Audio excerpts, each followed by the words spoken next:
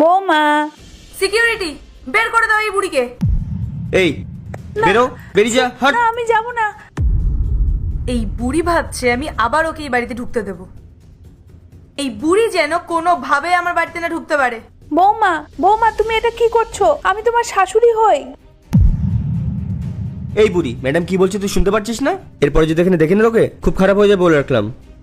দেখো তুমি আমার সাথে এইরকম করতে পারো না, এটা আমার ছেলের বাড়ি, বুঝলে? দাঁড়াও, আমি আমার ছেলেকে ফোন করছি।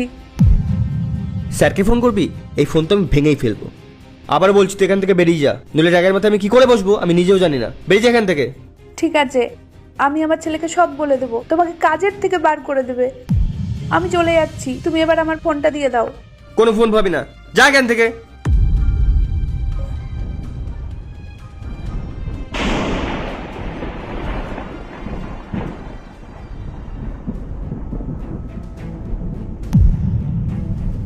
এই বুড়ি, তুই এখানে কি করছিস? তোকে আমার বাড়িতে কে ঢুকতে দিল? সকালবেলা যে সিকিউরিটি গার্ড তোকে ঘাড় ধাক্কা দিয়ে বের করে দিল, তাতেও তো শিক্ষা হয়নি। বৌমা আমি যাব না এখান থেকে, এটা আমার ছেলের বাড়ি। আর ও যদি একবার জানতে পারে না যে তুমি আমার সাথে এইরকম ব্যবহার করছো, তাহলে কিন্তু সেটা ভালো হবে না। ভালো তো তোর সাথে হবে না যদি তুই না এক্ষুনি আমার বাড়ি থেকে বেরিয়ে যাস। আমি আবারও তোকে বলছি, চুপচাপ বেরো আমার বাড়ি থেকে। না আমি যাব না। দেখাচ্ছি তোকে মজা। চল ওঠ, না। ওঠ বলছি। না, আমি ওঠ। যাবো না। চল বেরো আমার বাড়ি থেকে, ওঠ রাখছি। চল।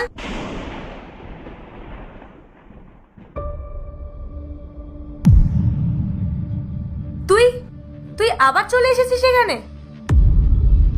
এভাবে মানবি না তাই না? তোকে আমি ঘাড় ধাক্কা।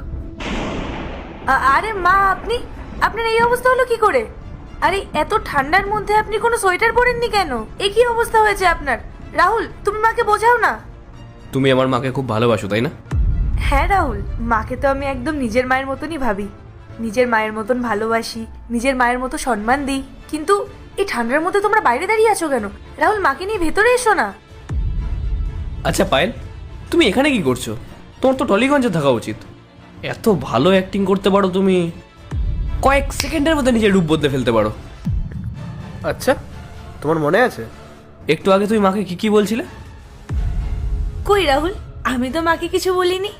মা আসলেন, আমি মাকে বললাম আপনি বসুন ভেতরে এসে, আমি আপনার জন্য চা করে নিয়ে আসছি। কিন্তু আমি যখন চা করে নিয়ে এলাম তখন মাকে খুঁজেই পেলাম না, কোথায় যে চলে গেলেন। তোমার লজ্জা করছে না পায়েল এসব বলতে?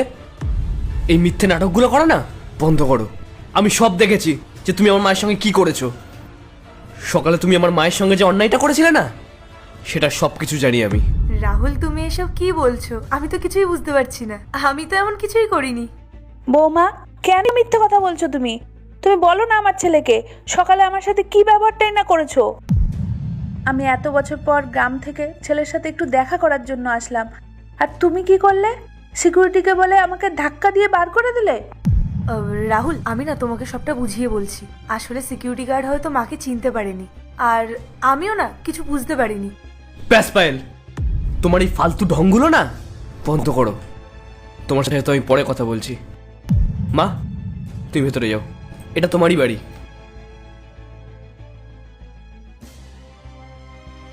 আর তুমি তুমি কি যেন বলছিলে? সিকিউরিটি গার্ড মাকে চিনতে পারেনি তাই না?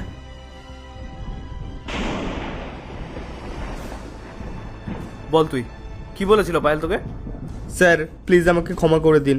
আমাকে ম্যাডামই বলেছিলেন আমি যেন ওনাকে ঘাড় ধাক্কা দিয়ে বার করে দিই, কারণ উনি আপনার মাকে সহ্য করতে পারেন না। আর ম্যাডাম এটাই চাইতো যাতে এই বাড়িতে আপনি আর উনিই থাকেন, আর আপনার সমস্ত সম্পত্তির উপর যাতে ম্যাডামেরই অধিকার থাকে। স্যার আমি ভয় পেয়ে গেছিলাম, আমি ভেবেছিলাম আমার কাজটা চলে যাবে, সেই কারণে আমি ভয়ে ভয়ে কাজটা করেছিলাম ম্যাডামের জন্য। তুই যা যা করেছিস না, তার জন্য শুধু তোর চাকরিটা না, যে তোর সাথে আরো কি কি হতে পারে তোর সেই বিষয়ে কোনো ধারণা নেই। তোর সঙ্গে তো পরে কথা বলছি। বলো পায়েল, আর কি বলার আছে তোমার? হ্যাঁ রাহুল, এগুলো আমি করেছি।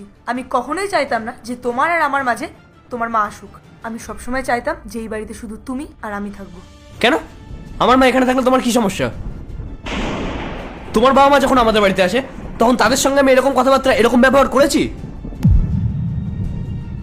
আসলে ভুলটা আমারই।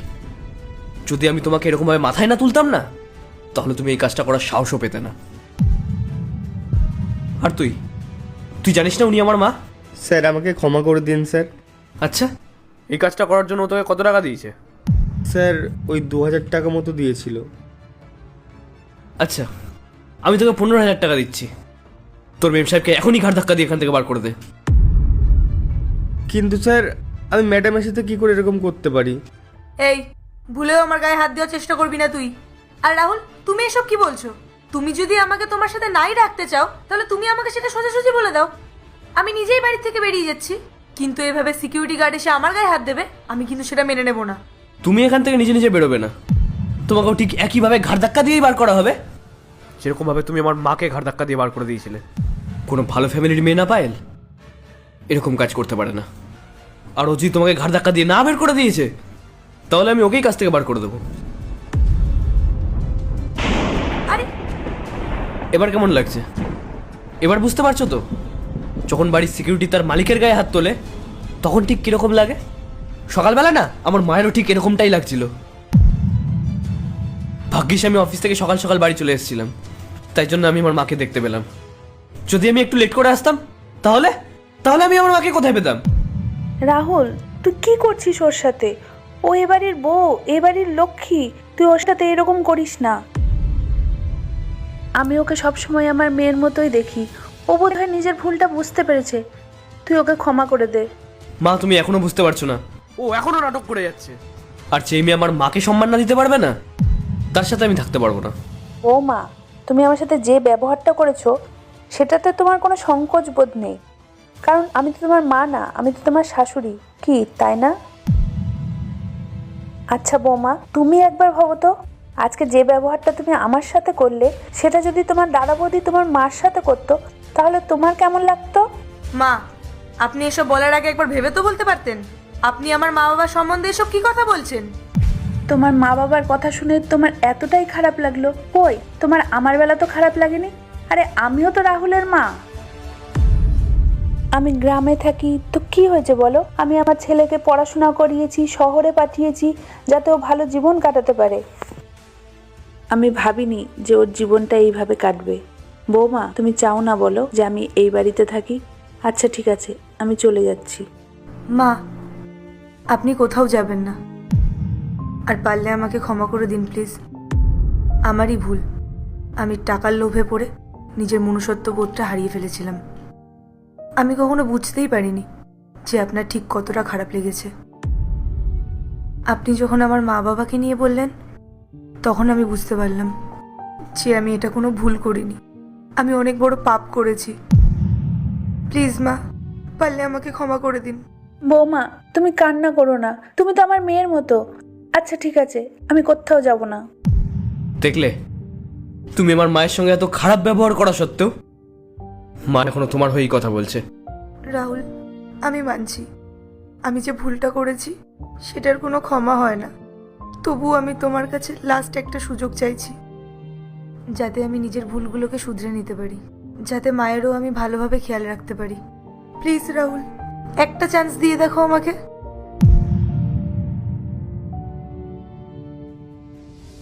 যা এখান থেকে। আর নেক্সট টাইম যদি এরকম কোনোদিনও কোনো কিছু করতে দেখেছি না তাহলে আর ওয়ার্নিং দেবো না।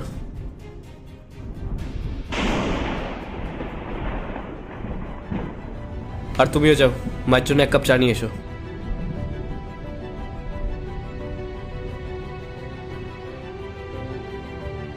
মা, ভেতরে চলো।